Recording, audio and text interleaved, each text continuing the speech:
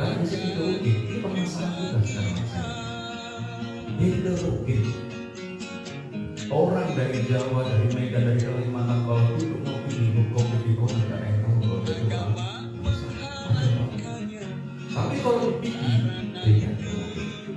Jaya ngopi aja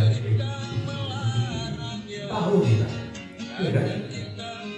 Karena saya memang di bawah itu perceraian di Kota Angsa itu memang secara luar biasa, secara nasional ya, Kota Angsa itu perceraian luar biasa meningkat, dan kami di KUA kadang-kadang disalahkan dengan perceraian. Pihak KUA disalahkan. Kenapa terjadi perceraian itu? Karena bimbingan nikah sedikit sekali di masyarakat. Karena kalau kita lihat survei mungkin di Malaysia itu, kalau survei di Malaysia itu kalau orang berbimbing nikah itu, kalau nikah itu sampai 1 semester pelajaran mata kuliah. Jadi orang tua itu dua hal yang berbeda. Kalau mau punya apa, pasti cuma kayak wanita berpikir tuh paling cuma pendidikan wanita yang bagus, makanannya yang bergizi dan substansi. Dan tidak mampu secara ekonomi, ya, maka keluarga dalam ini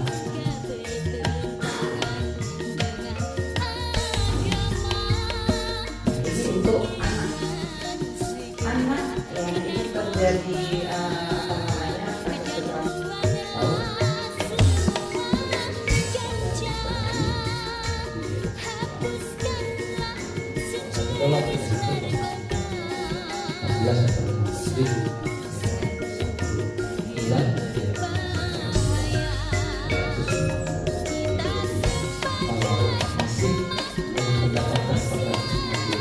Iya.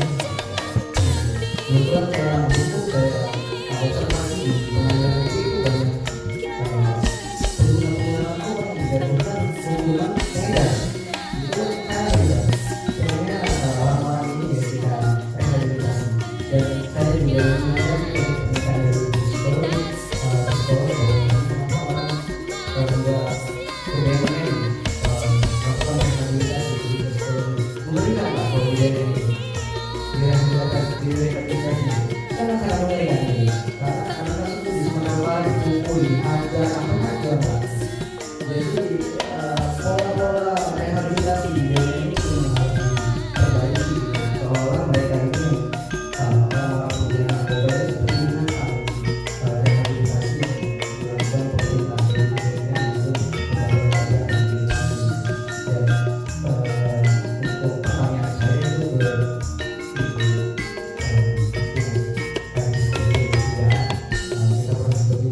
mungkin pertama kali memakai narkoba itu karena ingin tahu, penasaran dan coba-coba. Kira-kira misal saya ingin memperbaiki diri lah kayak kita. Cuma mereka takut untuk datang ke BNN karena mungkin banyak dengar dari kawannya BNN itu ngeri lah, takut diri padahal kan mereka yang direhabilitasi untuk agar ditinggal untuk memakai narkoba. Jadi saya minta pendapat dari Bapak bagaimana untuk karena anak-anak ini cinta nanti kawan saya yang berikutnya kita bisa tahu lah tanggapan Kita saat ini, gitu. Seperti contohnya di anak SMP kepo, anak SMP bisibadi tentang narkoba, jadi ingin menggunakan. Dan ke depannya, ketika sudah menggunakan, mereka akan berpikir lebih stres, saya akan memakainya lagi, seperti itu. Jadi penting untuk diingat bahwa setiap anak adalah individu yang unik ya Bapak Ibu dan anak-anak sekalian, yang mana respon mereka terhadap kekerasan itu akan berbeda-beda. Jadi sifat intervensi yang tersedia dapat mempengaruhi dampak dan pemulihan ketika mereka ada di dalam keluarga dan sangat-sangat berdampak akan adanya narkoba. Sehingga sedikit korelasi terhadap lingkungan anak pra kejadian untuk Bapak Ibu. Sebenarnya pertanyaan saya itu berbeda dengan abang sebelumnya. Mungkin pertanyaannya sedikit keibuan, ya. Jadi dalam kasus anak-anak yang terpapar penggunaan narkoba dalam keluarga, apakah ada dampak jangka panjang? Pastinya ada, yang mana mereka pasti akan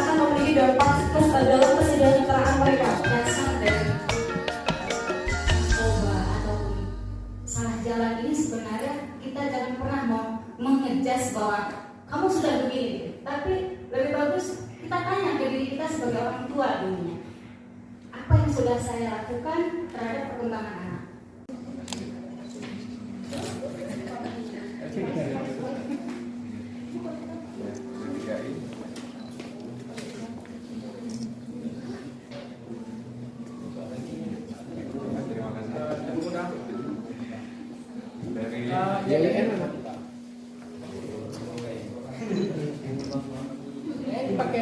Nggak pakai atribut.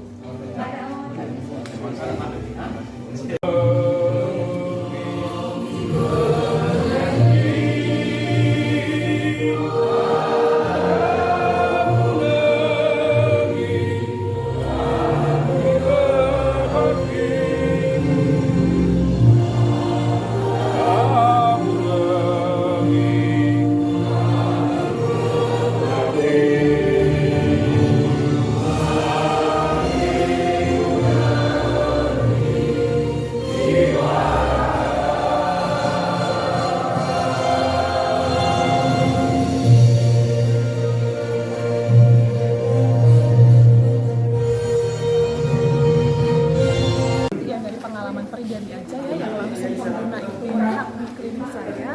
Yang pertama itu lebih apatis Pak, nggak peduli sama lingkungan sekitar ya. Kemudian tidak bertanggung jawab, jangankan sama lingkungan luar, sama diri sendiri juga sudah tidak bertanggung jawab. Kebanyakan mahasiswa itu tidak menyelesaikan lagi kuliahnya gitu. Kemudian perilaku mencuri gitu ya, untuk memenuhi kebutuhan pembelian obat terlarang. Banyak lebih agresif, rata-rata begitu, dan itu semua perilaku bermasalah dalam psikologi. Dampak secara sistematik termasuk dengan apa namanya kekerasan terhadap anak juga itu berdampak semua. Bagaimana dijelaskan? Maksudnya dampak dari narkoba itu berdampak juga terhadap kekerasan KDRT juga, kekerasan terhadap. Iya. Saya juga dinas di UPTD PPA Kota Langsa Bapak, jadi kebanyakan memang kasus yang masuk gitu ya ketika istri melapor. Saya di perempuan dan anak-anak. Jadi kita mau melihat seberapa sih di tahun 2023 ini, apakah trennya naik atau turun. Dan juga kayak tadi kita menghadirkan psikolog yang mengupas masalah pola asuh. Jadi permasalahan masalah narkoba ini memang sebenarnya itu intinya itu di pola asuh terhadap anak, orang tua terhadap anaknya. Ini yang paling banyak permasalahan seperti ini. Lalu kita juga menghadirkan dari pemerintah daerah, kebetulan diwakili oleh Bapak Sem 1, mengupas masalah kemiskinan. Memang ini semua dampaknya, korelasinya memang satu ya. Jadi dari kemiskinan iya, pola asuh orang tua iya, dari pola untuk masalah rumah tangga, keretakan rumah tangga ya. Jadi makanya inilah yang sekarang ini kita bahas dengan ruang lingkup khusus di Kota Langsa saja ya. Jadi makanya dengan acara ini tadi kita mengharap ya seluruh elemen, kita mengundang dari BEM, mahasiswa dari UNSAM, IAIN, LP3I, dan juga rekan-rekan dari LSM semua, dengan harapan ini masalah ini di Langsa ini permasalahan bersama. Ayo kita selesaikan, solusinya gimana ya. Tadi alhamdulillah sudah banyak pertanyaan dan sudah kita jawab, dan kita sudah membuat satu kesimpulan ya. Intinya di sini adalah kita harus sinergis di dalam untuk penanganan pencegahan narkoba ya. Itu aja yang perlu.